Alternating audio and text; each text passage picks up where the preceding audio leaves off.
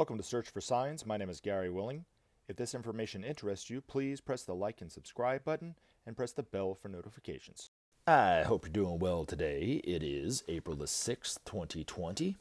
Keep washing those hands. Keep those hands away from your face, man, and we're going to get through this together. I have a lot to cover because I do want to end this video by reading again one of Benjamin Creme's master's articles that I think really pertains to what's going on today, man. You can really look at it like that. Now, the first one I'm going to read is a comment that somebody put up. His name was Noel Cartano. And he said, "Okay, bro. No, I am sure you know what happens with COVID-19. I am guessing you've read William Cooper's book." Yes, I have read William Cooper's book, Behold a Pale Horse. I've read it several times. And I even put a video up, actually, where I talked about William Cooper and some of his conspiracy theories and so forth. Now, when I think about William Cooper, I try to apply what Maitreya told me years and years ago when he said, "I never judge anyone on whether they're good or bad. I only notice the good things that they do." So when I see William Cooper, I disagree with what he says. I see the destructiveness of him putting out fear the way that he did, because Benjamin Creme's master did say that fear and joy are equally infectious, and his fear is very, infects a lot of people. But I will say that I do think that William Cooper did what he thought was right. I think for the most part, I think he believed what he was saying. I don't think he was doing it to be malicious, but I also don't think that he saw what he was doing as destructive, and doing a disservice, really. But, anyway.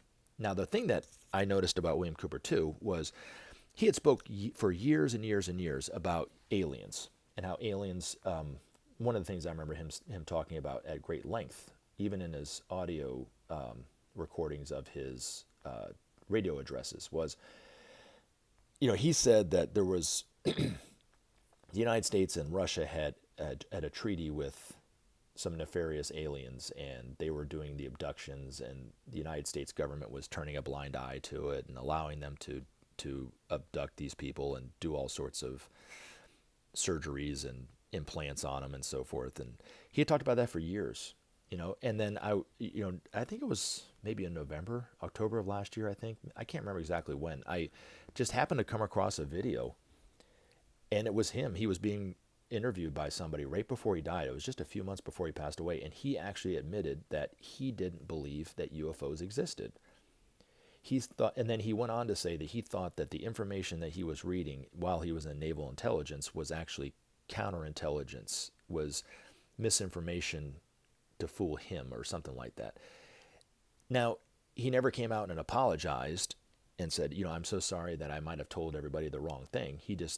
But I have to give it to the guy, he at least came out and said that he was wrong, So I have to kind of take what he says at face value. Now, do I think that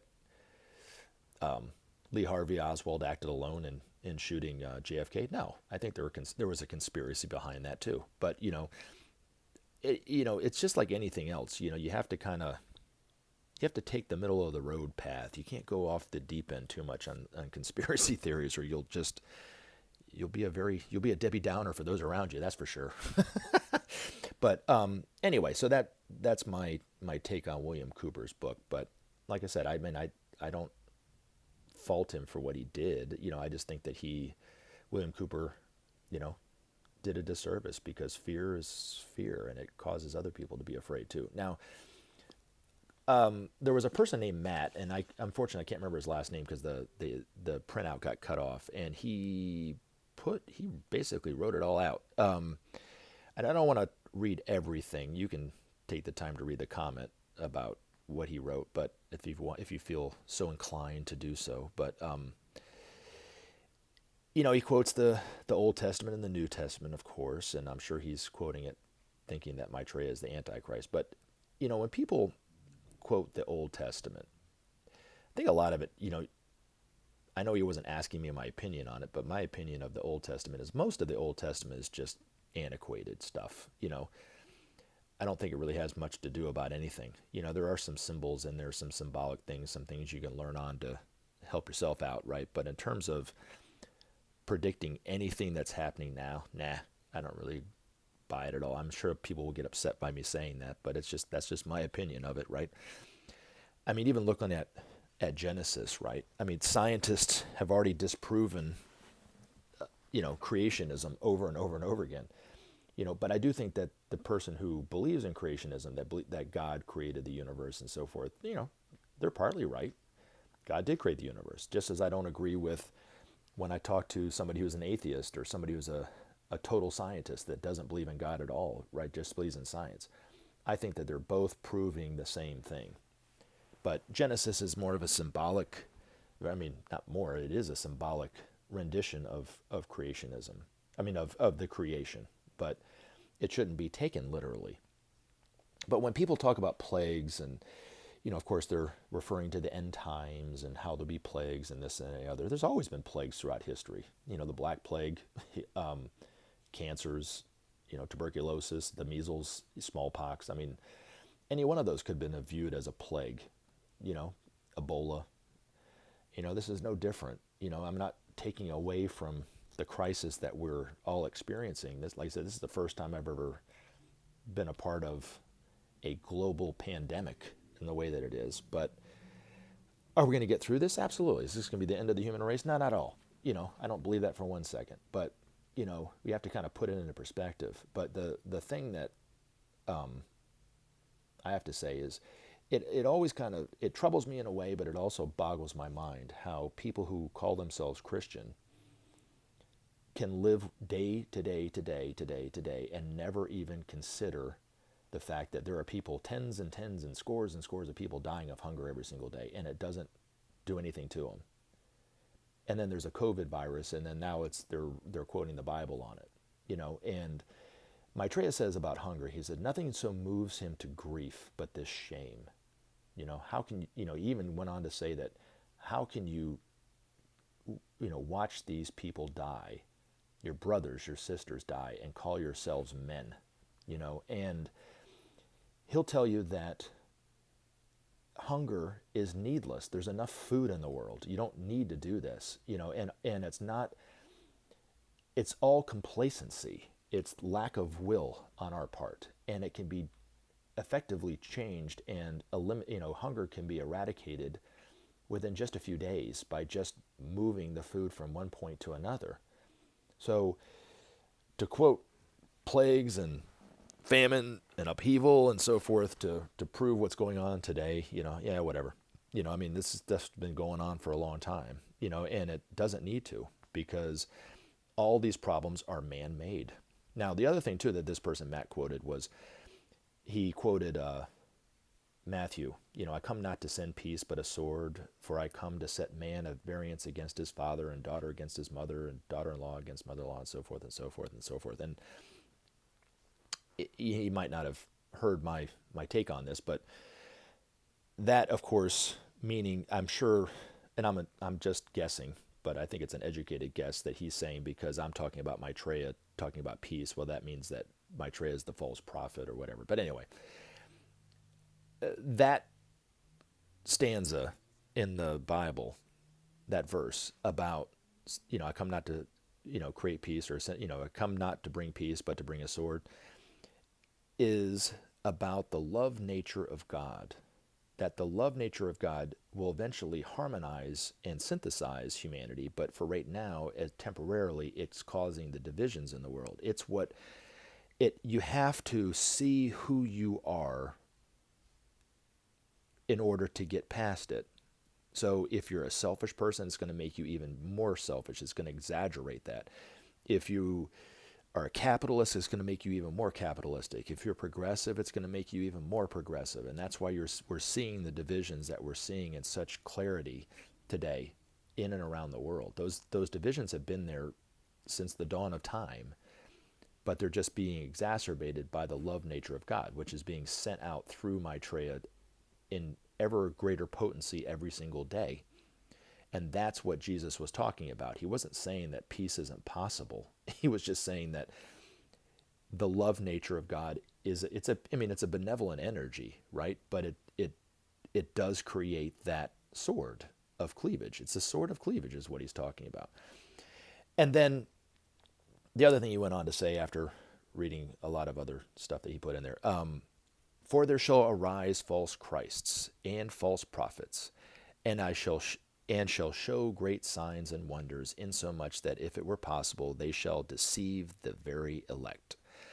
Now, before I read Benjamin Creme's Master's article talking about the pressure mounting, I to address that one in particular, there was actually, this is funny. Actually, I find this actually hilarious that there was a person who commented on my video, and the name of his YouTube channel is Jesus Christ. And he says, I am the Messiah. Check my vids on Simpsons predictions, Messiah prophecy, meditation, and enlightenment. Well, there you go, Matt. Like I've said before, there are people that even on my little itty bitty YouTube channel will express the fact that they think they are the Christ. Does that mean that I necessarily believe that this person whose YouTube channel is Jesus Christ, that he's actual Jesus Christ and he's the Messiah? No, not at all. You have to use your better judgment on those things, you know. And again, I will say that Maitreya doesn't go around referring to himself as the Christ. You know, people such as myself and Benjamin Creme and thousands of other people think that he is, but that he would say, well, if I'm the Christ, well, what about the Muslims? If I'm the Imam Mahdi for the Muslims, what about the Christ for the Christians? He said, those are all man-made concepts. They're not divine concepts. They're just man-made descriptions of the same individual, really. But that individual is nothing more than our elder brother. He's a teacher and wants to be referred to as nothing more than the teacher, because that's really who he is. So when you see Maitreya, you're not going to see somebody who's flaunting anything. In fact, when people refer to him as a Christ, he'll just say, yes, that's names that I go by. But he'll probably just dismiss it just about as much as that. He goes, but what's important is who you are. What's important is the love nature that we need to start expressing in our society. And the only way to do that is to share the world's resources so that we can end that awful plague of hunger.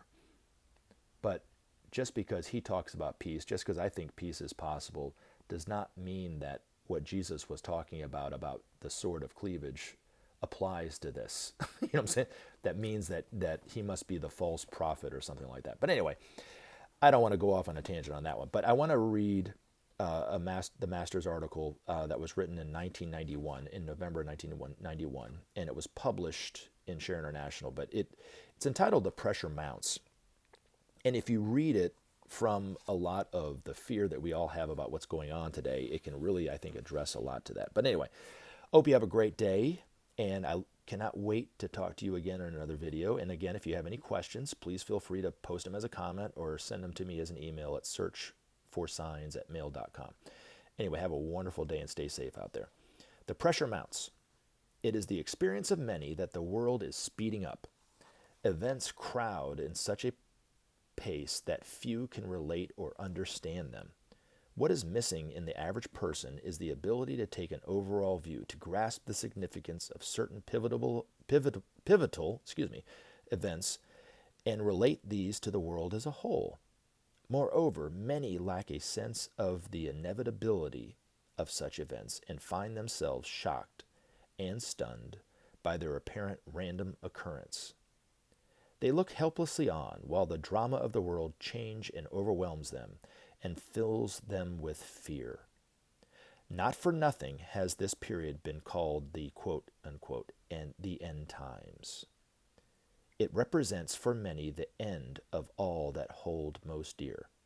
It also represents the time of change, the end of all that hinders the further progress of the race. Maitreya has said, quote, my coming portends change, likewise grief at the loss of the old structures. But my friends, the old bottles must be broken. The new wine deserves better, unquote. We are witnessing the destruction of all that blocks the way forward for man, that limits his understanding and prevents the expression of his innate divinity. We are watching the formation of a new pattern of thought and feeling, of new awarenesses, and from these will flow the new forms, the relevant structures with which better to express the hopes and aspirations of men. These are now in the making. The pressure mounts, hence the hectic pace. Behind the scenes, we work with love. We send the forces which destroy the old, outworn forms with love. We watch the collapse of totalitarian greed. Lovingly, we turn the lever which controls the pressure which could destroy the world. Again and yet again, we increase the tension, watching how men respond to the higher pulse. As opportunity allows, we release the forces which beneficently act on the hearts and minds of those who serve, and potentize their work. In this way, a new world is being built, one better suited to the evolving needs of men. The next few years are crucial ones in the development of this world. Much depends on the correct response of humanity to the inspiration and guidance of the Christ. If man wills, the transformation of existing structures can proceed quickly and with minimal stress. A glad acceptance of the need for change would ensure that this were so. However, not all men see the world in the same light, and for some the needed changes will appear as backward steps strongly to be opposed. Who then decides? Man himself must decide the speed and scope of change. In this way, free will is not infringed. Gradually, men will come to understand that radical change is inevitable, and the sooner undertaken, the sooner enjoyed. Remember to take action and help SOP save our planet. Thanks for listening, and we look forward to talking to you again in future videos.